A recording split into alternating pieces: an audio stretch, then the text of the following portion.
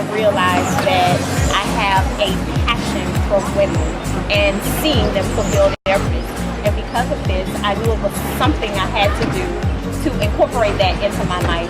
So 2013, I became a certified life coach, and I began to push people to their purpose. I realized that God gave me a gift to be able to pull out purpose in His people. I knew I wanted to create a platform where purpose-driven women could be encouraged, inspired, and empowered. So out of that desire, birth Purposeful Living with LaShawn Spry. Vibe with me. I'll change your life.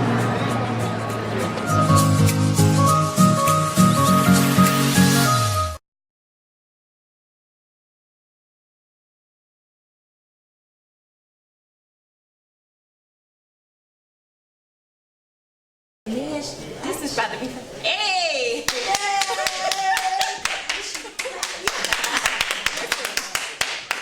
I don't know if it sounds more corny with one person clapping or just none. What's good, Purposeful people? Welcome to another edition, another episode of Purposeful Living with LaShawn Spry. I am your most gracious host, LaShawn Spry. I'm so excited for you all to tune in on tonight. Y'all know what it is. It's your Facebook Live interactive show. I need your comments. I need your questions, because the whole purpose of this is to help you to be encouraged, inspired, and empowered to live successfully in every area of your life. How do I do that? By bringing other purpose-driven women on to tell their stories and share with you all their journeys. So I'm so grateful that you all tuned in. This is my beautiful guest on tonight. She is a power pack. I didn't even know, I have to say this on camera, I didn't know you were that short. Okay, wow. So she is a power pack, pint-sized powerhouse. Good things come in small packages. Hey! Well, I don't know how to. Okay. So I'm excited for her to share with you all who she is, exactly what she does, and how she got to where she is and where she is going, because there's even excitement for that. Yes. So y'all know what we do. We chop it up first. You see your girl and all this army fatigue. There is a purpose behind. Absolutely not. You, not the martial artist. No, you should not be afraid. But listen, my baby, my only birthed son, has finally officially become a part of the United States Army. Yes. And he know I'm extra. He knows Mama extra. Listen, Trey, I love you so much. Yes. I am saluting you on tonight. I have already cried. I probably cried since Monday. And then God shook me and was like, listen, didn't you ask me to work on him to make sure he was going to be okay? I was like, yes. So that is exactly what God did. I'm so proud of him. He is 23. He'll be 24 years old in July. He has made me a grandmother, a mother-in-law. I'm trying not to be a monster-in-law. I'm trying. Y'all pray for me. My crew already know. Yes, I'm a grandma. She's a grandma. I love her so much. She is my world. I have a daughter-in-law now, and now he has made me a very proud Army mom. All right. Y'all are probably saying, okay, what that got to do with chop it up? Listen, what that has to do with it is I want to encourage the women that maybe you aren't, or your child is not where you would want them to be right now. Yes. They haven't made the decisions that you would want them to make. Yes. But I want to encourage you to not give up on your children. Come on. There is a difference between hearing it and actually living it out and being able to say it. I can truthfully say I have lived it out. I have been worried about my children. God knows how to keep me on my knees, because he gave me 2 reasons to stay on my knees, Jesus. Actually, and then he added 5 more reasons, because me and my husband are a blended family. So I know what it is to pray for your child. I know what it is to cry. I know what it is to pour your heart out to God in hopes that something would shift in their lives. And now being on the other side of it, not saying that I still won't be praying, because he is in the Army. That's right. And Trump is president. Hallelujah. So I'm still going to be praying. But the point is, we plead the blood. Amen. Yes. And he is doing so well. And I'm so proud of where he is now. where he has come from. I love you, Trey. I love you, Shay. Hey, hey. Kiss my sunshine for me. That is my grandbaby. Okay, that's my chop it up. I'm done. So now we can go into our conversation for tonight. This beautiful doll sitting next to me, like I said, she is a pint-sized powerhouse. Yes. And I want to read her bio. Give me a second.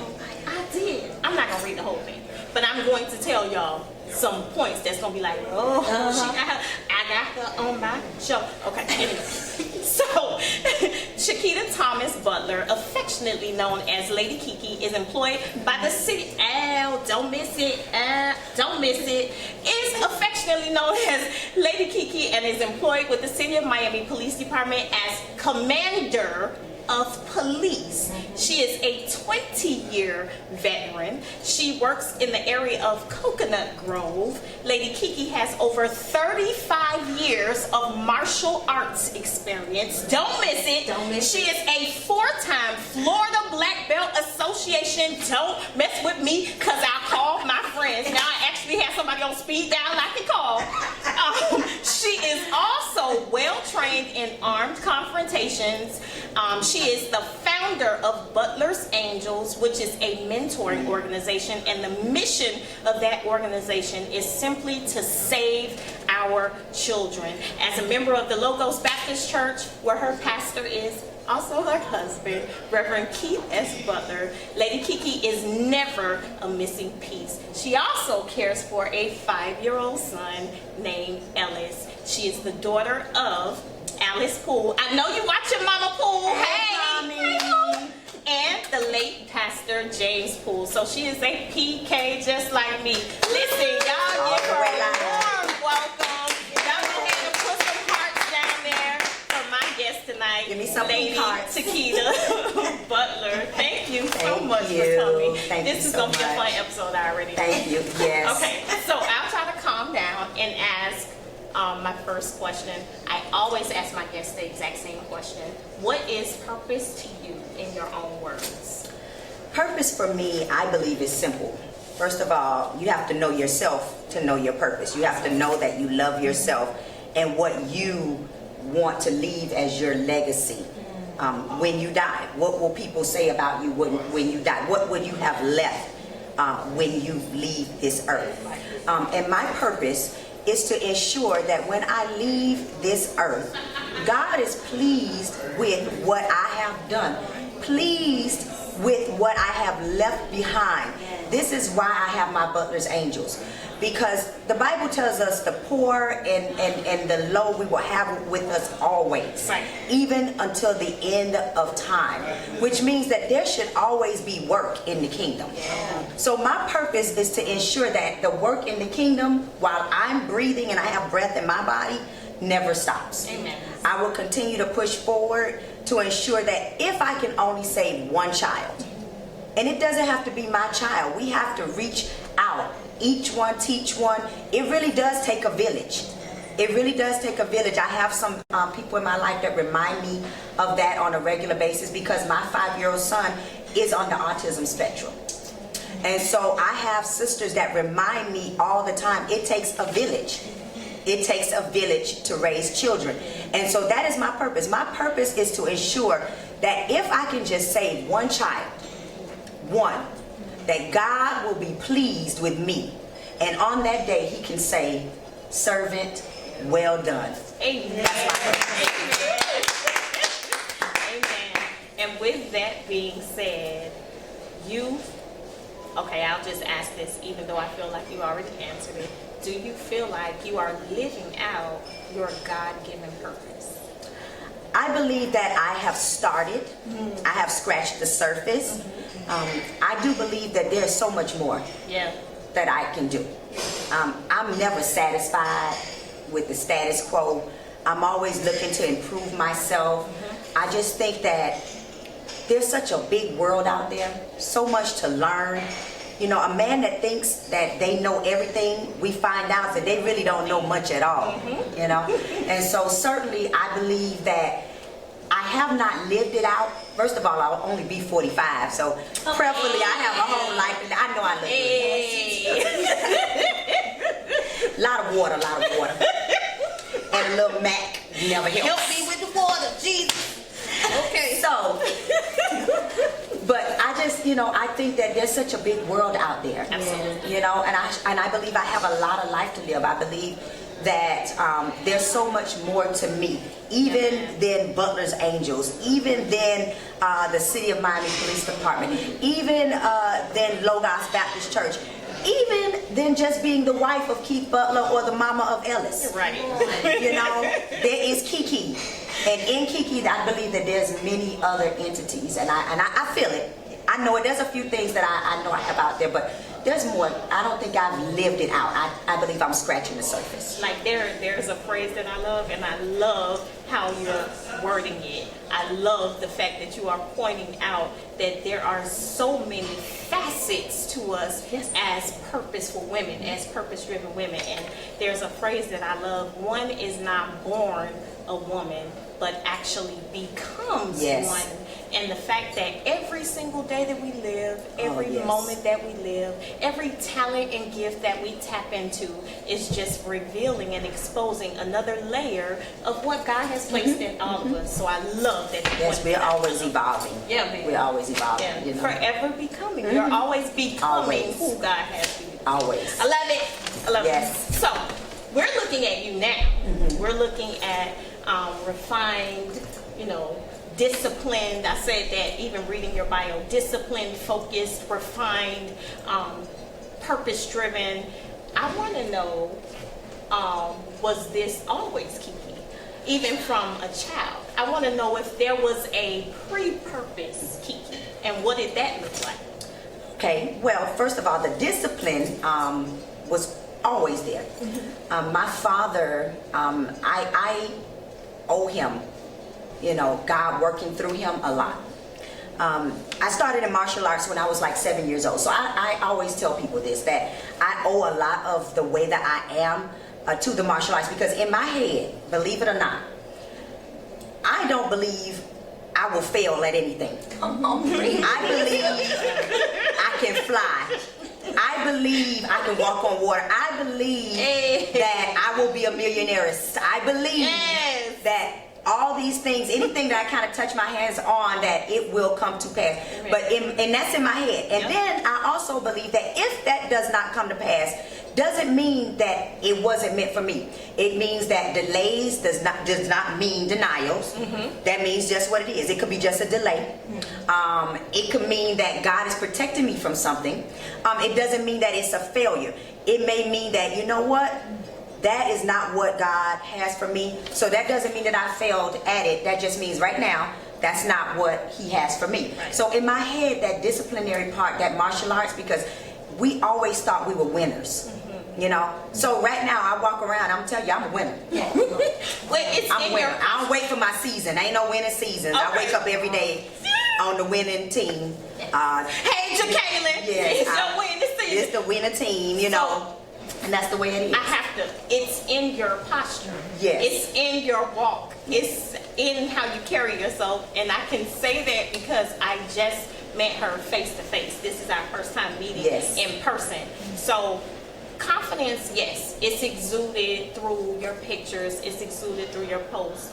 But there's another level of certainty and purpose and unstoppable that comes with just your demeanor. It's carried out through everything that you do, like even how you walk. So for me, I want you to explain how that mindset, because we all know it's a matter of how you think, what you're thinking as a man thinking in his heart. So and there was something that took place in my life that caused certain things. Okay. But let me say this real quickly, because I want to make it clear. Tell me. There is a difference between being confident and cocky. Absolutely. Okay, so I am in no way cocky. However, I am confident in my ability. So I want to make that clear, because sometimes people get it mixed up. I don't think I'm better than you. I'm just trying to be a better me, if that makes sense. Okay. And let me tell you, this pause, put a pin saying that the only people she would have to explain that to are people that are carrying insecurities within themselves. When you walk in a room full of other confident women, I just said this the other day, we had a photo shoot. It was 7 women. Everybody complimenting it, and it was genuine, complimenting each other. The air was different, the energy was different. Anybody that you have to explain the difference between confidence and cockiness is somebody that is carrying a self-esteem issue themselves. So I want y'all to work on that if that's you.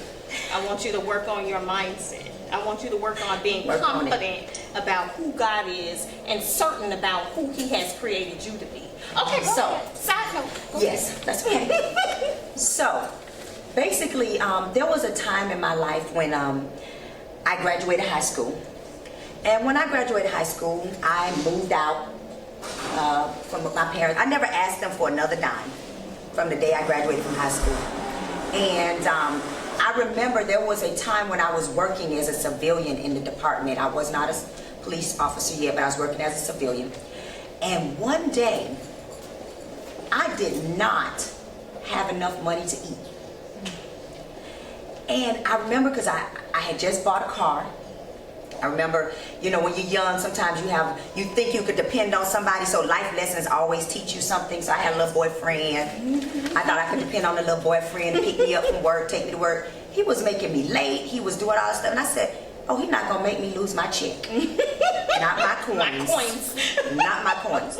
So I said, I need a car. And I remember asking my mom, and I'm sure she's watching, Mommy, take me to the car lots. I had like 3 cars I thought I could afford.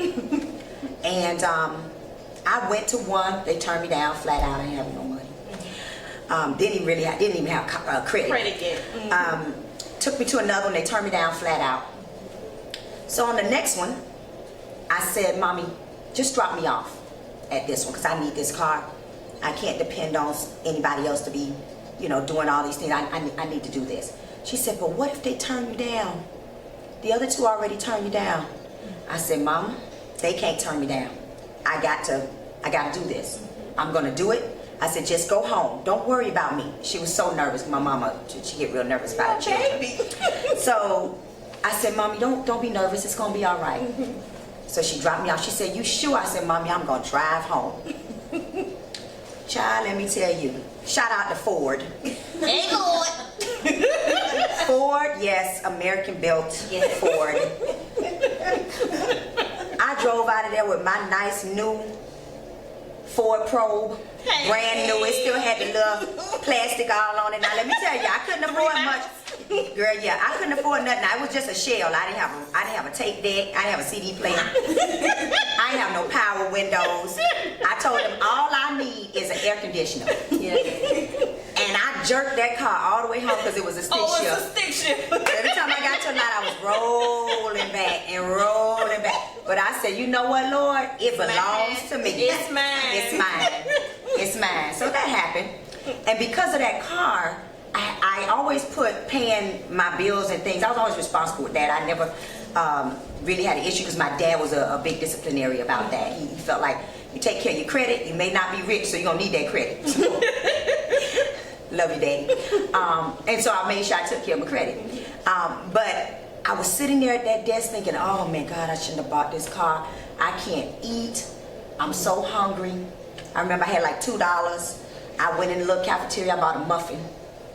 I cut the muffin in 4 parts. So you can spread it out? Yes.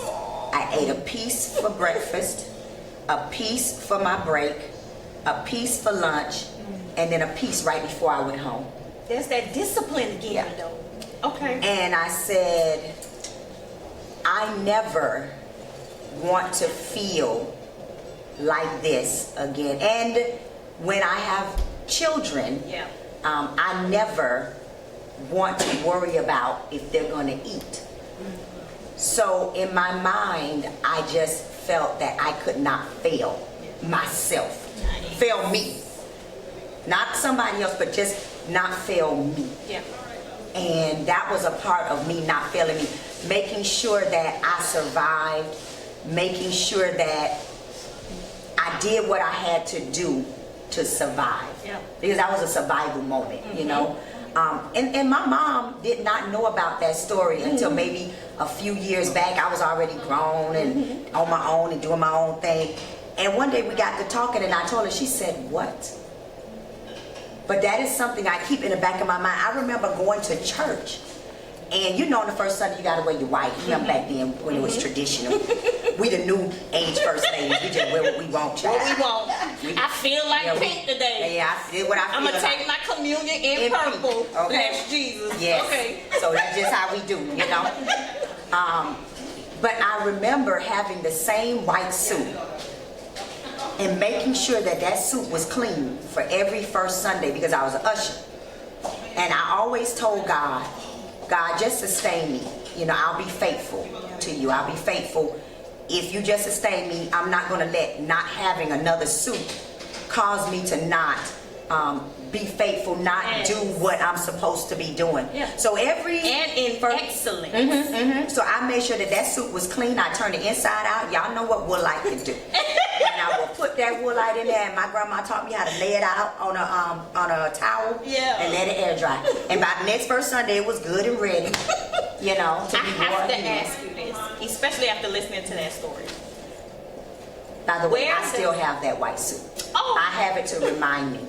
I can't even fit it really, where but I he still brought have you it. from, I love it. I love it. I still have it. Where does faith, where does discipline end and faith begin?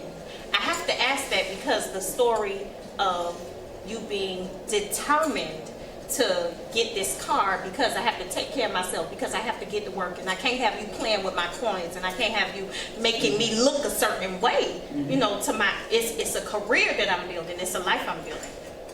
So I can wholeheartedly relate to that level of discipline and focus and having a plan for your life.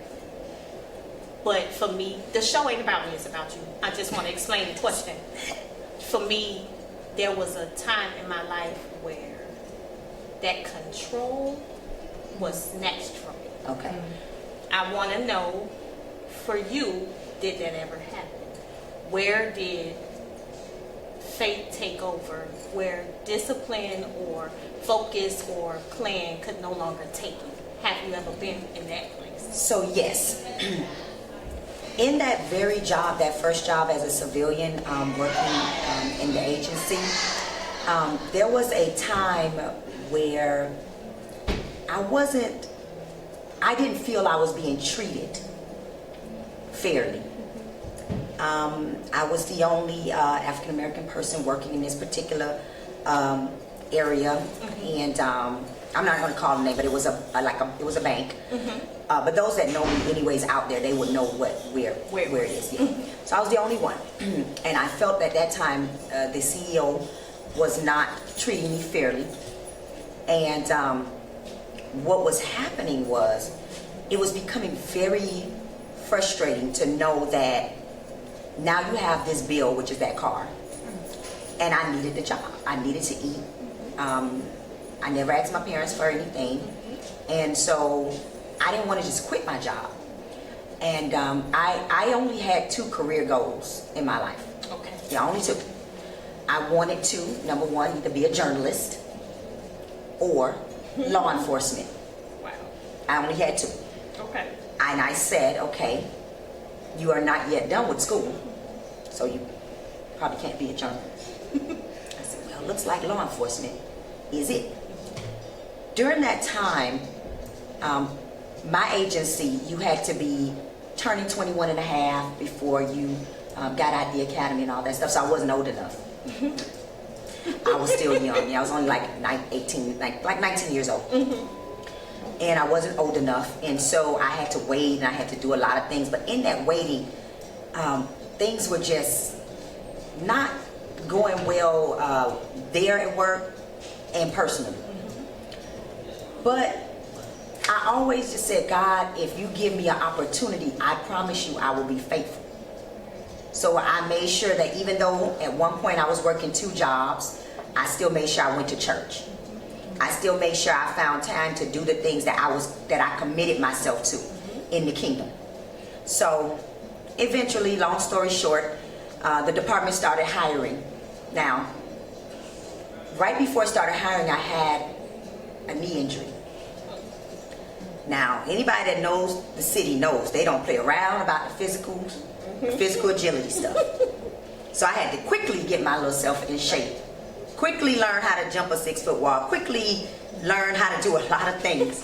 And at that time, you had to pass everything 100%. Okay? Well, what ended up happening was I failed it multiple times. But I wasn't going to give up. Right. I got a personal trainer. Shout out Uncle Horace. Hey. Thank you. Horace Poole. Everybody know the best trainer in the world, Horace Poole. So I went to my uncle. He started training me. And before you know it, I mean, I was so strong. I was so strong because my issue was I couldn't get over the 6-foot wall. That was that pint size. I was a little shorty. Could never get over that wall. Well, by the time he got done, I didn't have to run to jump the wall. I could just walk up to the wall, put my hands on top of it, and pull my body up and jump over the wall. That's how strong I had gotten. And so I passed. But I knew that at some point God was going to test me. So here's the faith. Okay. When I got on, what happens? I get put on midnights. I get put on midnights, and I remember saying, oh my God, I'm going to be on midnights. I'm not going to be able to get up to go to church. I had to work on the weekends.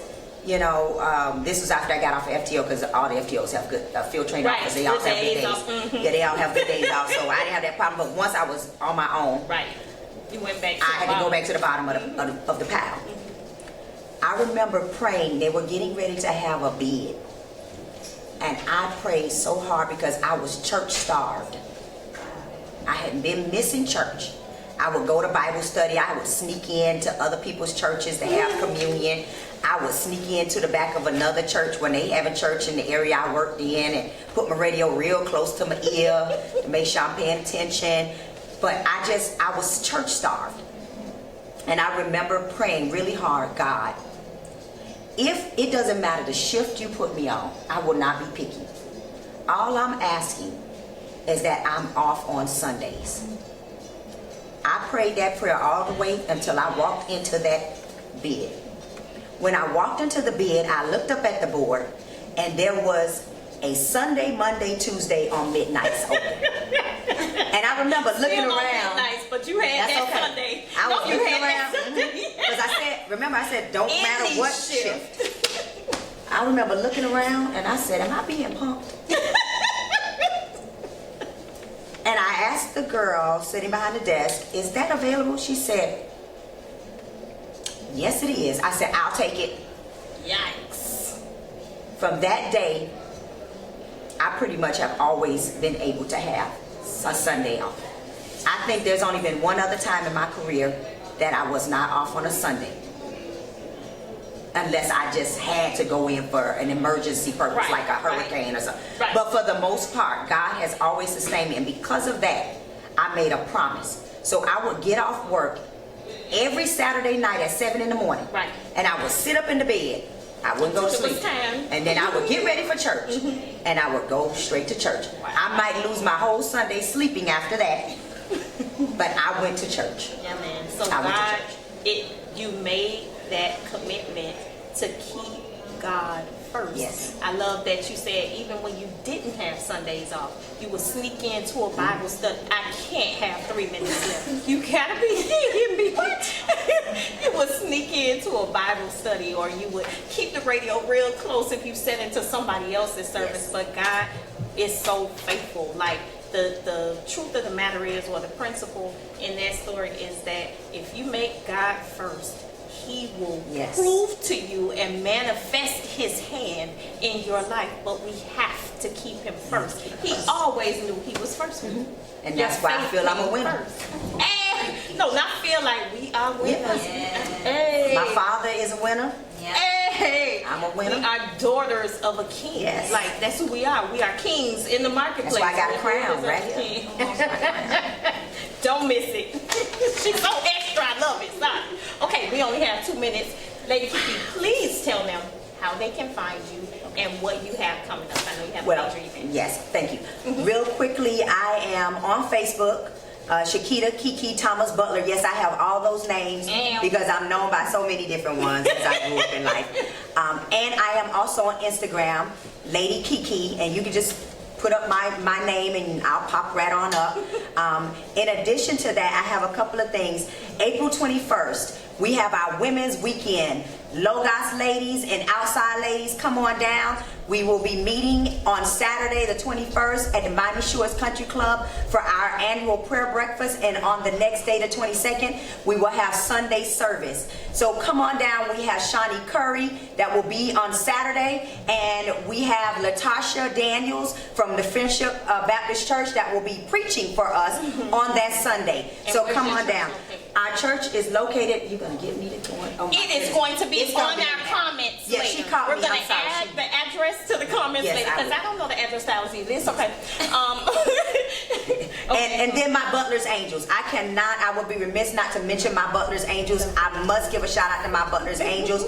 If you want to know about them, just inbox me. Please, I'm always doing something with the children, and you can always help. And call to action. If you don't have a call to action, I can help you with that. You can get on board with me and my Butler's Angels, and I'll give you a call to action. Hey, listen, connect with her. She's dope. What you see is what you get. I promise you. From the moment I met her on her social media, she is exactly who she is, who she professes to be. I am honored to have had you on Too hard tonight. to be anybody else. Be yourself. Listen, authenticity. Y'all feel that? I know y'all feel that. Y'all feel that. Listen, y'all know what I have coming up really quickly. I'm excited about the Women's Conference, the end of this month, April 26th. Thursday and a Friday. Swag. Sisters willfully aspiring God's glory. This is the 5th year God has allowed me to birth this vision, and this year is going to be more anointed than ever. We going up, y'all. God has assigned me to speak on Thursday. Hallelujah. And I'm going to be obedient. So I'm going to be a Thursday night speaker. And Friday night, we have Lady LaRona Phelps coming from Atlanta, Georgia. She is a beautiful Barbie preacher, and she is powerful. So come out and fellowship with us. It's again April 26th and 27th. Y'all know the rest of that weekend, it's a whole weekend party, child. The rest of that weekend, the 28th and 29th, will be Beyond the Boardroom. If you do not know what I'm talking about, please go back to the beginning of this video, because there was a commercial about it at the beginning of this video. We're going to be in the mansion, y'all. Botanical, West End, and thank God for it. That's on Saturday. That's going to be our showcase. That's my team back there telling me what it is. It's going to be our showcase. All of the strategic sisters will be on display. Their businesses, their ministries, all that God has allowed us to birth. So that'll be on display that Saturday, and then Sunday, we're all coming together to worship. If you have not registered, sorry, we can't have you on Sunday, but please be praying for us. And those that did register, we thank you, we love you, and we will see you there. It's been dope. It's been another dope episode. God has been in the building. He is blessing. I want you purpose-driven women to be encouraged. Listen, discipline is a must. Focus is a must. And your faith is a must. Nothing replaces our faith. Believe it. Faith has to be go. Believe it, and you shall achieve it. And we're going to leave it right there. Thank y'all for vibing with me. Y'all know, vibe with me. I'll change your life. Hey, vibe with me. I'll change your life. I like that. Deuces. See y'all next week. Thank you. Oh, that was good, girl. Oh, yeah, we got to do it.